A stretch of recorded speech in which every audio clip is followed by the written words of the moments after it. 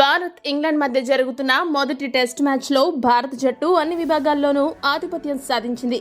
ఉప్పల్ మ్యాచ్లో మొదటి 2 రోజులు మొత్తం 6 సెషన్లలో పూర్తి ఆధిపత్యం సాధించి మ్యాచ్పై పట్టు బిగించింది.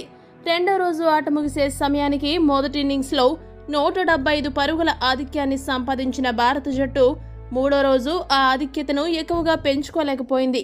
ఓవర్నైట్ స్కోర్కు కేవలం 15 పరుగులు మాత్రమే జోడించి 436 పరుగుల వద్ద 190 పరుగుల ఆధిక్యతతో ఆలౌట్ అయింది.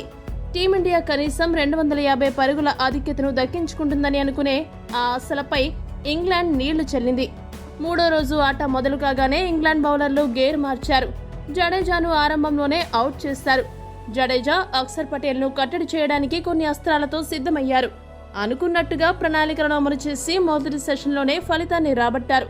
కీలక బ్యాట్స్మెన్ను ఎప్పుడూ తెలివిగా బాల్తో కొట్టించే జో రూట్ జడేజాను అవుట్ చేయగా మిగతా బ్యాట్స్మెన్ను అవుట్ చేయడానికి ఇంగ్లాండ్ బౌలర్లకు పెద్ద సమయం పట్టలేదు.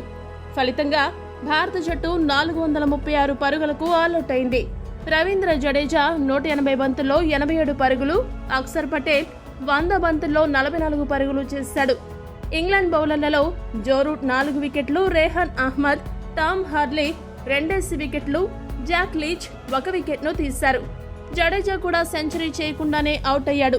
టీమిండియాలో మొదటి ఇన్నింగ్స్లో మొత్తం 3 బ్యాట్స్మెన్ 80 నుండి 90 పరుగుల మధ్య అవుట్ అయ్యి సెంచరీకి చేరుకోలేకపోయారు. భారత టెస్ట్ క్రికెట్ చరిత్రలో ఇలా జరగడం ఇదే తొలిసారి. అనంతరం ఇన్నింగ్స్ ప్రారంభించిన ఇంగ్లాండ్ బ్యాట్స్మెన్ దూకుడుగా ఇన్నింగ్స్ మొదలుపెట్టారు. రెండవ ఇన్నింగ్స్లో గేరు మార్చిన ఇంగ్లాండ్ బ్యాట్స్మెన్ ఆరంభం నుండి బజ్ బాల్ అప్రోచ్తో టీమిండియా బౌలర్లపై విరుచుకుపడ్డారు.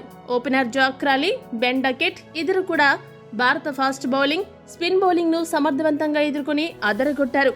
అయితే ప్రమాదకరంగా కనబడుతున్న ఈ జోడీని అశ్విన్ వెడగొట్టాడు. 33 బంతుల్లో 31 పరుగులు చేసిన జాక్ క్రాలీని అశ్విన్ అవుట్ చేసి టీమిండియాకు మొదటి బ్రేక్ ఇచ్చాడు. ఇంగ్లాండ్ ఆట తీరు చూస్తుంటే వేగంగా ఆడాలి అని డిసైడ్ అయినట్టు కనిపిస్తోంది. కాబట్టి టీమిండియా ఈ మ్యాచ్లో గెలవాలంటే మన బౌలర్లు వేగంగా వికెట్లు తీయాలి. ఇంగ్లాండ్ గనుక ఎక్కువ ఆధిక్యం సాధిస్తే టీమిండియా 4-5వ రోజు ఇంగ్లాండ్ స్పిన్నర్లను ఎదుర్కోవడం కష్టమవుతుంది. మరి మన బౌలర్లు ఏ మేరకు ఈ రోజు రాణిస్తారో చూడాలి. ఈ వీడియో కనుక మీకు నచ్చినట్టయితే లైక్, షేర్, కామెంట్ చేయండి. మరిన్ని స్పోర్ట్స్ అప్డేట్స్ కోసం మా ఛానల్ సబ్స్క్రైబ్ చేసుకోండి.